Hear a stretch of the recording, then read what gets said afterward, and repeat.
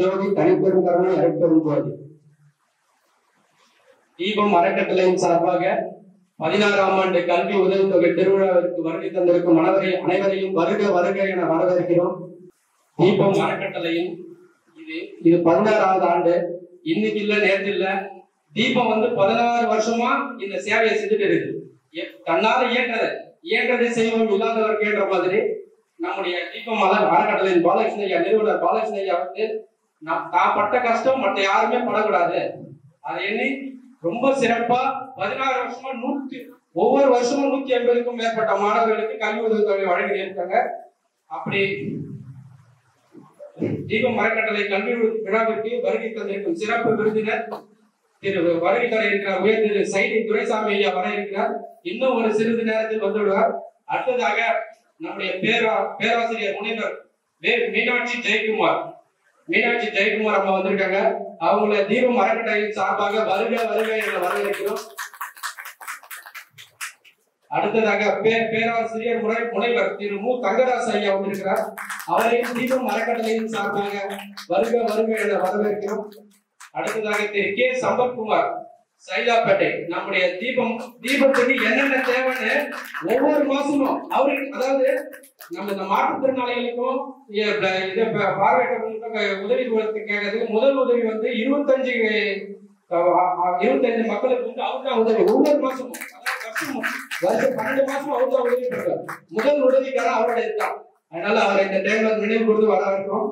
அடுத்ததாக நம்முடைய சக்திவேல் ஐயா, அதுக்கு அடுத்ததாக பேராசிரியர் சம்பத்குமார் ஐயா, இவர் தமிழாசிரியர், ரொம்ப சிறப்பா பேசுகிறார். நம்முடைய ஒவ்வொரு வருஷமும் நம்ம கல்வி உதவித்தொகைக்கு இந்த திருவிழாவுக்கு அவரால் முடிஞ்ச பங்களிப்பு கொடுத்துருக்கார். அவரையும் தீபம் அறக்கட்டளையின் சார்பாக வருக வருக என வரவேற்கிறோம். அது மட்டும் இல்லாமல் நம்முடைய கல்வி உதவித்தொகைக்கு வாங்க வந்திருக்கும் நம்முடைய மாணவ செல்வங்களையும் பெற்றோர்களையும் தீபம் அறக்கட்டளையின் சார்பாக வருக வருக என வரவேற்கிறோம். அடுத்ததாக நம்முடைய நன்கொடையாளர்கள் மற்றும் நம்முடைய நிர்வாகிகள், நம்முடைய சேவைதாரிகள் அனைவரையும் தீபம் அறக்கட்டளையின் சார்பாக வருக வருக வருக என வரவேற்கிறோம்.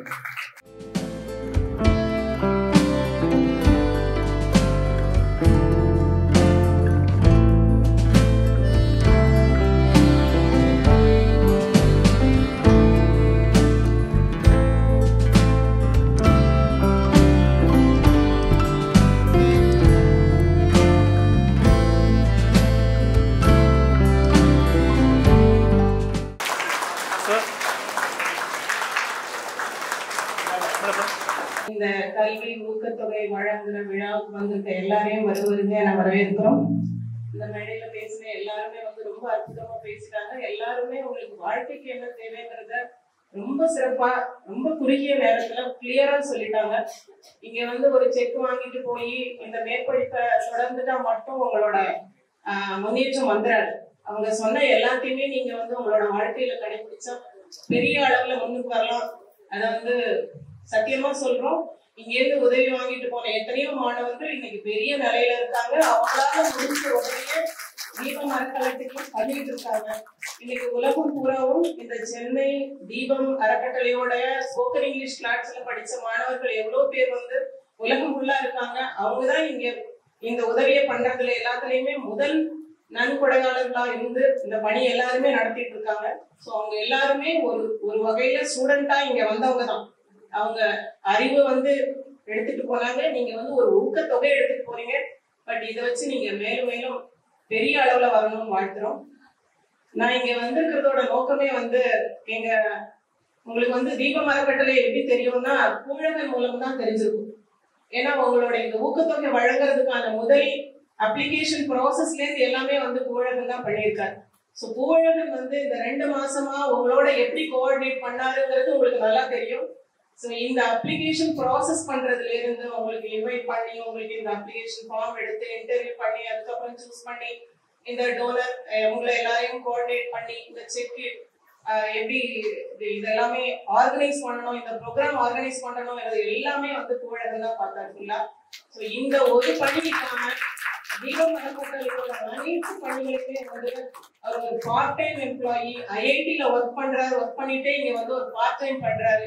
அவர் என்ன சேலரி கொடுத்தாலும் தகும், சேலரிக்கும் மேல அவர் வந்து இங்க பண்ற இந்த சேவை வந்து எதையுமே மதிப்பிட முடியாது. ஏன்னா நாங்க வந்து டெய்லி மானிட்டர் பண்றோம், டெய்லி பார்க்கணும். காலையில நீங்க எந்த டைம் கூப்பிட்டாலும் அவர் போன் எடுப்பார். போன் எடுத்து இது பண்ணிருக்கோம், இது பண்ணல, இது நடக்கணும், இது நடக்க போகுது.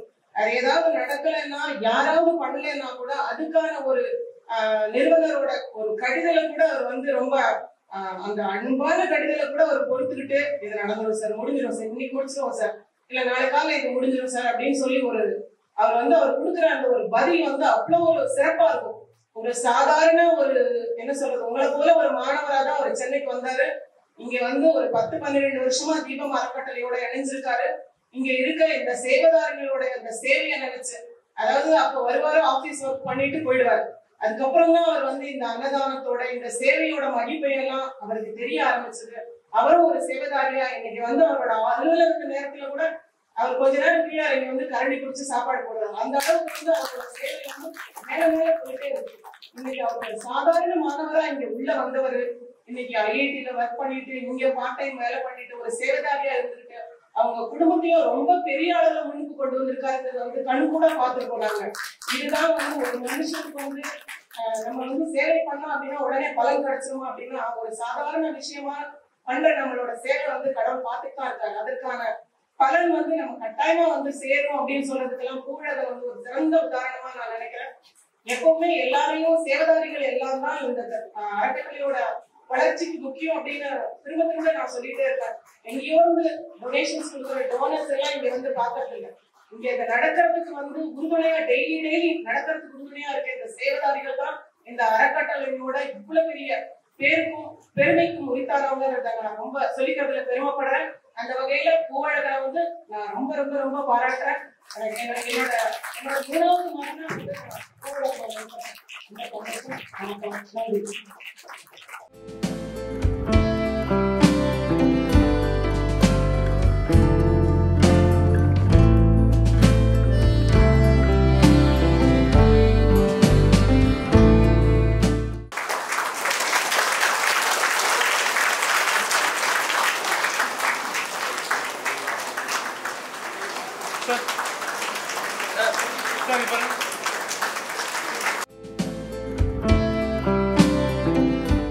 தீபம் அறக்கட்டளையின் சார்பாக ஒரு அற்புதமான பணியினை மனிதநேய சிந்தனையை விதைக்கின்ற திருநாளாக இந்த நிகழ்வினை அமைத்திருக்கின்ற தீபம் அறக்கட்டளையை சார்ந்த அனைத்து நிர்வாகிகளுக்கும் மேடையிலே வீற்றிருக்கின்ற அனைத்து பெருமக்களுக்கும் உதவித்தொகை பெற இருக்கின்ற மாணவ மாணவியர்களுக்கும் அவருடைய பெற்றோர்களுக்கும் என்னுடைய அன்பான வாழ்த்துக்களையும் வணக்கத்தையும் தெரிவித்துக் கொள்கிறேன்.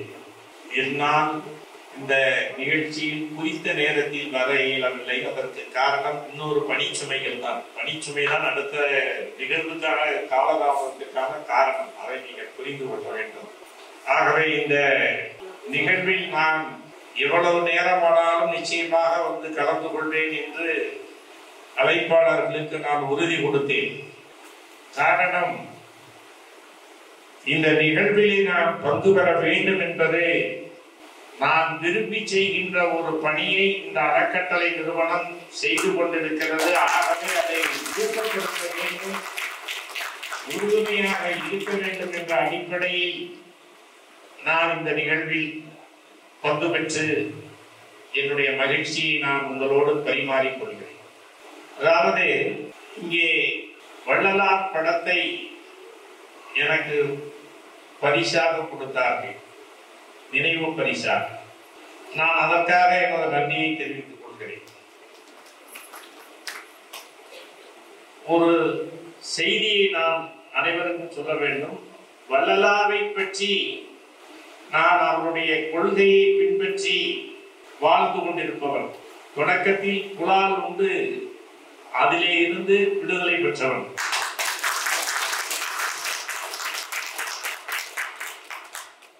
அது நீண்ட ஸ்டோரி. அது ஒரு சுருக்கமா சொல்ல விடுபட்டவன் ஒண்ணு.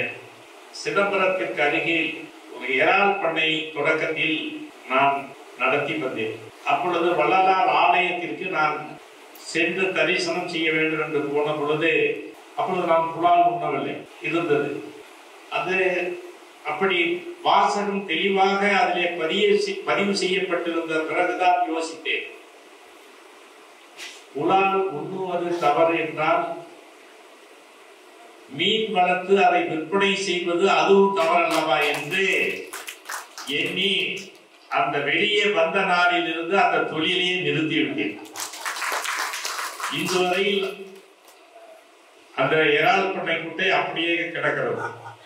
இதை எதற்காக சொல்லுகிறேன் என்றால், நல்லது என்றால், சரியானது என்றால் அதில் லாப நஷ்ட கணக்கு பார்க்காமல் அந்த எண்ணத்தை, கொள்கையை நடைமுறைப்படுத்த வேண்டும் என்ற உணர்வினை நான் தொடக்க முதலே கடைபிடித்து வந்தேன். அதற்கு காரணம் என் தலைவர் எம்ஜிஆர் முக்கிய காரணம். நீங்கெல்லாம் திரைப்பாடல்களை எப்படி ரசிக்கிறது மட்டும்தானா அல்லது அதனுடைய வாழ்வியல் தத்துவத்தை, பண்புகளை கடைபிடிக்கிறீர்களா என்று எனக்கு தெரியாது. இளைஞர்கள், மாணவர்கள், தயவு செய்து திருக்குறளை படிப்பதை போல, கேட்பதை போல தினமும் ஒரு எம்ஜிஆர் பாடலை கேளுங்கள். மிகச்சிறந்த உங்களுக்கு ஒரு ஊட்டச்சத்தை, உந்து சக்தியை, ஒரு புரிதலை, வாழ்வியல் பண்பினை, எப்படி வாழ வேண்டும் என்ற உணர்வினை அந்த பாடல்கள் உங்களுக்கு உணர்த்தும். அப்படிப்பட்ட பண்புகளை நீங்கள் பெற வேண்டும். பட்டப்படிப்பு படிக்கின்ற மாணவர்கள், உங்களுடைய பட்டப்படிப்பில் நீங்கள் படிக்கின்ற பொழுதே போட்டித் தேர்வுகளை பற்றிய புரிதல் உங்களுக்கு இருக்க வேண்டும். இல்ல 10th above 95, plus 2 above 95 வாங்க. யாராவது இருக்கீங்களா?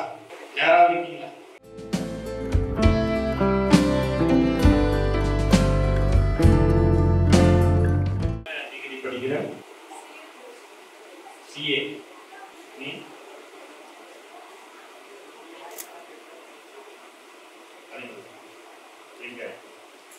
அலைவாசல் கூட்டு 3 பேரும் உங்க ஆம்பிஷன் என்ன? நீங்க வந்து இதுல படிச்சு இந்த ப்ரொஃபஷன்ல போற மாதிரி ஐடியாவா அல்லது என்ன பாண்டிச்சேரி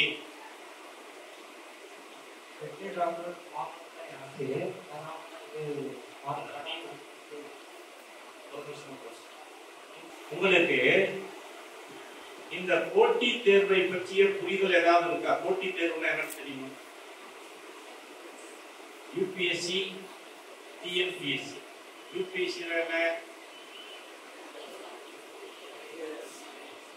அது என்ன ஃபார்ம் அப்படின்னு சொல்லி யூபிஎஸ்சி என்றால் அது ஒரு ஃபுல் ஃபார்ம் விளக்கம் சொல்லுவாங்க. என்ன சொல்றீங்க? Union very good. TNPSC Tamil Nadu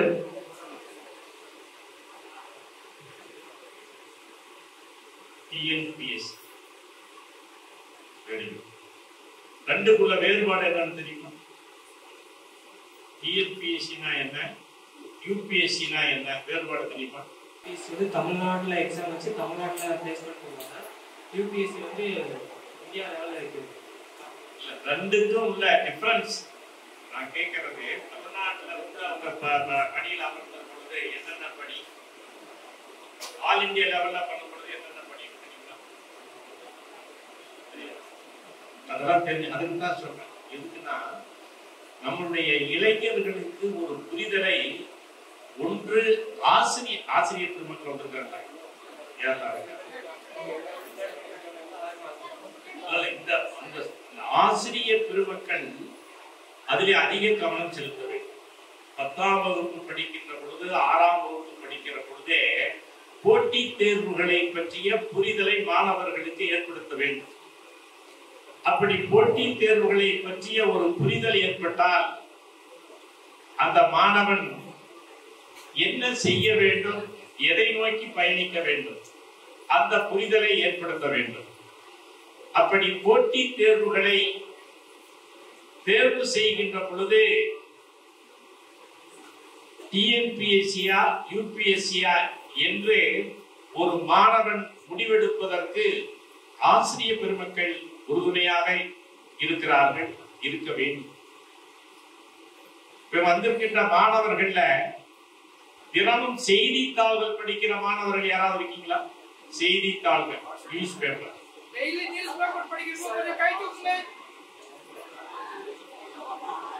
பாருங்க. ஏன்னா இல்ல, அதாவது யாரு நீ அம்மா இங்க வா, இங்க வா, நியூஸ் பேப்பர் படிக்கிற மாணவி மட்டும் வாங்க. அப்படியா? சரி, ரைட். இல்ல நியூஸ் பேப்பர் படிக்கிறவங்க இருந்தால் அவங்க இங்க வரலாம், ஒரு பரிசு கொடுப்பேன். மாணவிகள் மட்டும், மாணவர்கள் மட்டும், மாணவர்கள் மாணவிகள். ஏன்னா நீங்க என்ன படிச்சீன்னு உங்க கேள்வியும் கேட்பேன், அதுக்காக. அதனால அந்த நியூஸ் பேப்பர் ரீடிங்ஸ் ஹேபிட்டை நீங்க உருவாக்கணும். ஒவ்வொரு மாணவனும் செய்தித்தாள்களை படிப்பது மிக மிக அவசியம். 6ஆம் வகுப்பில் இருந்து படிக்கின்ற மாணவர்கள் அந்த நியூஸ் பேப்பர் ரீடிங்ஸ் ஹேபிட்டை உருவாக்கணும். ஏன்னா வகுப்பறையை தாண்டி உலகம் எப்படி செயல்படுகிறது, இயங்குகிறது என்ற உண்மை நிலவரத்தை, சமூக கட்டமைப்பில் எத்தகைய மாறுதல்கள், மாற்றங்கள், குற்றங்கள் இவைகளெல்லாம் நடைபெறுகிறது, இவைகளில் இருந்து நம்மை பாதுகாத்துக் கொள்வது எப்படி, இதை பற்றியெல்லாம் மாணவர்கள் அவசியம் தெரிந்து கொள்ள வேண்டும். ஆகவே இனிமேல் நீங்கள் பரிசு கொடுக்கின்ற பொழுது மாணவர்களுக்கு இதை கட்டாயப்படுத்த வேண்டும். தீபம் அறக்கட்டளை இந்த உணர்வை, இந்த புரிதலை, இந்த தெளிவை நீங்கள் மாணவர்களுக்கு ஏற்படுத்த வேண்டும். பெற்றோர்களும் நீங்கள் மிக மிக முக்கியமான ஒரு பணி. நீங்க இனிமேல் உள்ள உறவினர்கள் கூட சொல்லுங்கள், குழந்தைகளை செய்தித்தாள்கள் படிக்க வேண்டும். பெற்றோர்கள் இந்த தொலைக்காட்சி பெட்டியில் முன்பாக உட்கார்ந்து இந்த அநியாயத்தை தினம் பார்த்து கொண்டிருக்கிறீர்கள். என்னது அநியாயம்? என்னது? அந்த துன்பத்தை, துயரத்தை தயவு செய்து விலை கொடுத்து பார்க்காதீங்க, நேரத்தை செலவழித்து பார்க்காதீங்க. செய்திகளை பாருங்க, பசங்களுக்கு சொல்லிக் கொடுங்க, நல்ல பல்வேறு நல்ல பண்புகளை தெரிந்து கொள்ளுங்கள். ஒரு ஆணோ பெண்ணோ கெட்டு போவதற்கு, சீரழிவை நோக்கி பயணிப்பதற்கு அடிப்படையே இந்த தொடர்கள் தான். அதை நீங்க முதலில் புரிந்து. நானும் இந்த தொலைக்காட்சி தொடர் வந்த நாளில் இருந்து இதை பற்றி எங்கு சென்றாலும் பேசுவது வாடிக்கை. ஏனென்றால் இது போன்ற ஒரு கொடுமையான தீய பண்புகளை சொல்லித் தருகின்ற ஒரு தொடர் தொலைக்காட்சியை தவிர வேறு எதிலேயும் கிடையாது. அதனால அதை புரிஞ்சுக்குங்க. இத்தகைய மாணவர்கள் வெற்றி பெற வேண்டும் என்றால் அவர்களுக்கு ஒரு விழிப்புணர்வு தேவை. என்ன செய்ய வேண்டும், எதை செய்ய வேண்டும், எதை செய்யக்கூடாது, அதை பெற்றோர்களிடத்தில் அவர்கள் கற்றுக்கொண்டால் மிகவும் சிறப்பாக இருக்கும். அம்மா சொன்னாங்க, அப்பா சொன்னாங்க, மாமா சொன்னாங்க, அண்ணன் சொன்னாங்கன்னு சொல்லிட்டேன். அதை போலவே ஆசிரிய பெருமக்கள் சொல்லுகின்றத அந்த சொல், அந்த பண்புதான் இதை செய்யாதே இதை செய் என்று சொல்லுகின்ற அந்த பண்புதான் வாழ்நாள் முழுக்க பயன் தரும். இன்றைக்கு எங்களை போன்றவர்கள் எல்லாம் நாங்கள் இந்த நிலையை அடைந்திருக்கிறோம் என்றால் என்னுடைய ஆசிரியர் தான். என்னுடைய ஆசிரியர் சொல்வார், செய்தித்தாள்களை படிக்க வேண்டும் என்று, நூல்களை படிக்க வேண்டும் என்று. அவருடைய பயிற்சி தான். நான் எல்லாம் 6ஆம் வகுப்பு படிக்கிற போதே டாக்டர் மூவா அவர்களின் கல்லோ காவியமோ படித்தவர். கரித்துண்டு இப்படி அற்புதமான நாவல்களை, செய்திகளை, வாராந்திர இதழ்களை படிக்க வேண்டும் என்று விருப்பத்தை ஏற்படுத்தியவர் ஆசிரிய பெருமக்கள். ஆகவே இன்றைய இளைஞர்கள் செல்போன் வாயிலாக எளிதாக சில விஷயங்களை தெரிந்து கொள்கிறோம் என்று சொல்லி செல்போன்களில் தவறான வழிகாட்டுதலுக்கு மாணவர்களை அழைத்து செல்லுகின்ற ஒரு சூழலும் நம்மை சுற்றி இருக்கிறது. ஆகவே செய்தித்தாள்களை படிப்பது, செய்திகளை கேட்பது, தொலைக்காட்சியில் மற்ற மீடியாக்களில் விவரங்களை தெரிந்து கொள்வதும், எதை கடைபிடிக்க வேண்டும், எதை தவிர்க்க வேண்டும் என்பதை பற்றியெல்லாம் ஒவ்வொருவரும் நீங்கள் புரிந்து கொண்டால், தெரிந்து கொண்டால் மிகச் சிறப்பாக இருக்கும். ஒரு ஆசிரியர் மட்டும் சரியாக இருந்தால், ஏனென்றால் மாணவர்கள் பெற்றோர்களிடம் அதிக நேரம் இருப்பார்கள், அடுத்து ஆசிரியர்களிடம் தான் அதிக நேரம் இருப்பார்கள். அப்புறம் நண்பர்கள், நல்ல நண்பர்கள் வாய்க்க வேண்டும், நல்ல ஆசிரியர் பெருமக்கள் வாய்க்க வேண்டும், பெற்றோர்கள் அதிக அக்கறை எடுத்துக் கொள்ள வேண்டும். இத்தகைய பண்புகளை நீங்கள் சரியாக வடிவமைத்துக் கொண்டால்தான் நாளைய சமூகம் இவர்கள், நாளைய இந்த நாட்டினுடைய தூண்கள், பில்லர் ஆஃப் தி டெமோக்ரசி.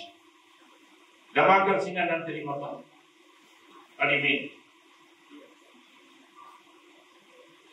தெரியுமா? டெமோக்ரசி தெரியுமா? யாருக்கா தெரியுமா? Democracy, pillar of the democracy யாரு? யாரு? ஜனநாயகத்தின் 4 தூண்கள். டெமோக்ரசிங்கிறது ஜனநாயகத்தின் தூண்கள், 4 தூண்கள். அது என்னன்னு தெரியுமா யாருக்காவது? யாரு? இல்லாம டெமோக்ரசி, ஜனநாயகத்தின் தூண்கள், பில்லர் ஆஃப் தி டெமோக்ரசி. யாருக்காவது தெரியுமா? சரியா சொன்னீங்கன்னா பரிசு கொடுப்பேன். அதுக்காக தான் கேட்கிறேன், வேற ஒன்றும் இல்லை. உங்க பொது அறிவு எப்படி இருக்குதுங்கிறத பார்க்க சட்டம், மீடியா இல்ல. நீங்க முதல்ல அத வரிசைப்படுத்தி சொல்லணும். முதல்ல என்ன சொல்லுங்க? முதலில் லெஜிஸ்லேச்சர், சட்டமன்றம், பாராளுமன்றம். அடுத்தது எக்ஸிகியூட்டிவ். யார் சொன்னது எக்ஸிகியூட்டிவ்? யாரு? Very good.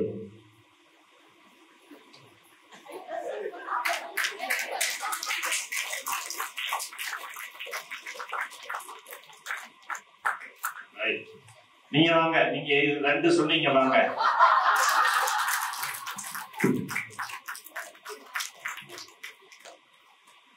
Legislature, executive, judiciary, நீதித்துறை,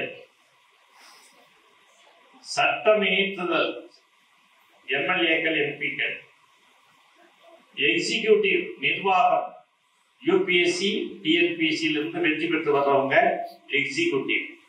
அடுத்து ஜுடிஷியரி. அடுத்து என்ன? இந்த 3ஐயும் கண்காணிக்கின்ற மீடியாக்கள். இதுதான் டெமோக்ரசி, இதுதான் ஜனநாயகம். இந்த 4 பில்லர் ஆஃப் தி டெமோக்ரசி மட்டும் சரியாக இருந்தால் அவர்கள் சரியான பண்புகளை பின்பற்றினால் இந்த ஜனநாயகம் காப்பாற்றப்படும். நாளைக்கு இந்த 3 பேரும் IAS IPS ஆகிறார்கள் என்று வைங்கள், டெப்டி கலெக்டர் ஆகிறார்கள் வைங்கள். நாணயமானவர்களாக, நேர்மையானவர்களாக, தூய்மையானவர்களாக, நிர்வாகத்தை சரியாக நடத்தக்கூடியவர்களாக இவர்கள் தங்களுடைய வாழ்க்கையை முன்னெடுத்து சென்றால் இந்த ஜனநாயகம் காப்பாற்றப்படும். யார் வந்தாலும் என்ன தருவாய், எவ்வளவு தருவாய் என்று வணிகத்தின் அடிப்படையில் பேரம் பேசுகின்ற ஒரு நிலைக்கு ஒரு அதிகாரி மாறினால் இந்த நாட்டினுடைய ஜனநாயகம் எப்படி காப்பாற்றப்படும்? மக்களுக்கு யார் பாதுகாப்பு? இந்த உணர்வுகளை நீங்கள் ஆண்டுதோறும் மாணவர்களுக்கு ஒரு புரிதலை ஏற்படுத்த வேண்டும். வெறும் உதவித்தொகை கொடுப்பது மாத்திரம் உங்கள் கடமை அல்ல, உங்கள் பணி அல்ல. அதை முறைப்படுத்துதல், நெறிப்படுத்துதல், வாய்ப்பு கிடைக்கின்ற பொழுதெல்லாம் மாணவர்களுக்கு புரிய வைத்தல். இன்னும் ஆசிரியர்களுக்கு பரிசு கொடுங்க. இவங்களை தயார் பண்ணாங்க இல்லையா, அவங்கள ஊக்குவிங்க. அவங்கள ஊக்குவிச்சு அந்த ஒரு மாணவன் பத்தாது, இன்னும் நீங்க நிறைய மாணவர்களை உருவாக்கணும்னு சொன்னா அவங்களுக்கு இன்னும் ஆர்வமா இருக்கும். சரியா? அதனால இந்த 3 பேரும் நீங்கள் முயற்சி செய்தால் உங்களால் IAS தேர்வானாலும் சரி, TNPSC தேர்வானாலும் வெற்றி பெற முடியும். You can. உங்களுக்கு அந்த வாய்ப்பு இருக்கு. நீங்க 3 பேரும் மட்டுமல்ல, above 90 எவ்வளவு பேர் இருக்கீங்க? above 90 இல்ல, அது மாதிரி தகுதி இருக்கிற மாணவர்கள் மனிதநேயத்தினுடைய வெப்சைட்ல பதிவு பண்ணி நீங்க வீட்டுல இருந்தே படிக்கலாம். புரியுதா? போட்டித் தேர்வுக்கு நான் above 95 வாங்கினேன், உங்களுக்கு எப்படி பரிசு?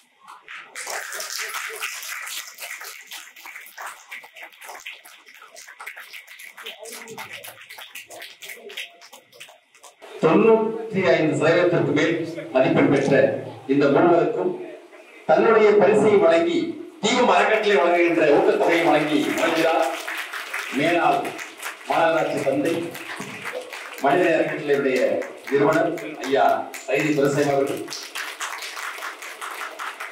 கிருஷ்ணபிரியா, கண்மணி, பவித்தர் மூவரும் இந்த பரிசனை இப்போது மேடையில் பெற்றுள்ளார்கள். ஒரு பலத்த கைத்தின் மூலமாக வாழ்வியல் பண்புகளில் பிரதானமானது ஒவ்வொரு மனிதனுக்கும் உடல் நலன்.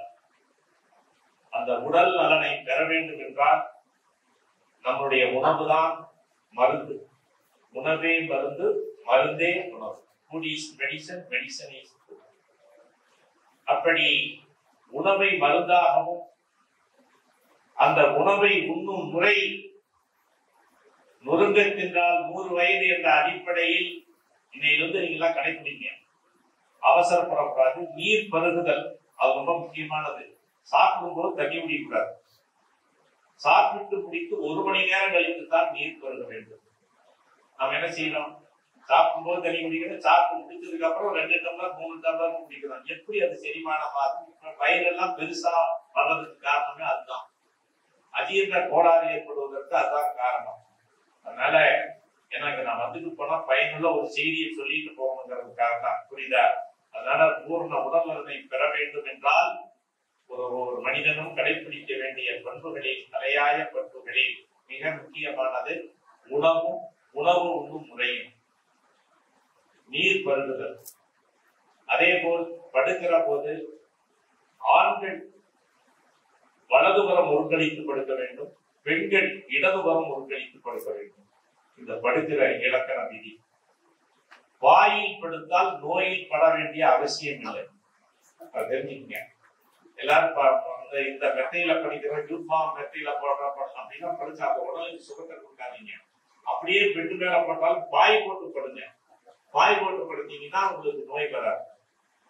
இப்படி நம்முடைய முன்னோர்களுடைய கண்டுபிடிப்பை, வாழ்வியல் பண்புகளை மாணவர்களுக்கு ஒவ்வொரு பள்ளிகளிலும் ஆசிரியர் பெருமக்கள் சொல்லிக் கொடுத்தால் பள்ளியினுடைய பாடத்திட்டத்தில் இந்த பண்புகளை எல்லாம் பாடத்திட்டத்தில் வைத்தால் இந்த சமூகம் உட்படும். ஆகவே அப்படிப்பட்ட பண்பினை தொடர்ந்து நீங்கள் எல்லாம் கடைபிடிக்க வேண்டும் என்று சொல்லி ஈவ மரக்கட்டளையினுடைய அனைத்து நிர்வாகிகளுக்கும் என்னுடைய பாராட்டுதலையும் வாழ்த்துதலையும் தெரிவித்து இந்த நல்ல நிகழ்ச்சியில் பங்கு வாய்ப்பை பெற்றமைக்காக மீண்டும் ஒரு முறை நன்றி கூறி விடைபெறுகிறேன். வணக்கம்.